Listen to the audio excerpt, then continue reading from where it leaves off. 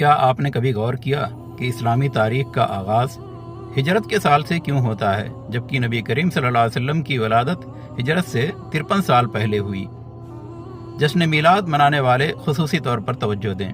یہ بات ہے عمر فاروق رضی اللہ عنہ کے دور خلافت کی، جب اسلامی حکومت کا دائرہ کافی وسیع ہو گیا اور خط و کتابت کے لیے اور سرکاری کاموں کے لیے ایک تاریخ کی ضرورت محسوس ہوئی، تو حضرت عمر رضی اللہ عنہ نے کہا کہ کب تک ہم عیسائیوں کی بنائی تاریخ پر اعتماد کریں گے، کیوں نہ ہم ایک اسلامی تاریخ بنائیں۔ تو کچھ صحابہ کرام نے مشورہ دیا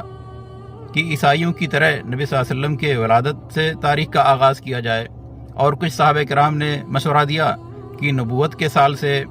اس کا آغاز کیا جائے۔ تو اس پر حضرت علی رضی اللہ عنہ نے جو سب سے اچھا مشورہ دیا اور جس پر سب کا اتفاق ہوا، وہ یہ کہ ہجرت کے سال سے اس کا آغاز کیا جائے۔ کیونکہ ہجرت کے بعد سے ہی مسلمانوں کو غلبہ حاصل ہوا، اسلام کو سیاسی قوت حاصل ہوئی، اور اس سے پہلے اسلام کو وہ قوت نہیں ملی تھی اور اسلامی حکومت قائم نہیں ہوئی تھی جو ہجرت کے بعد قائم ہوئی۔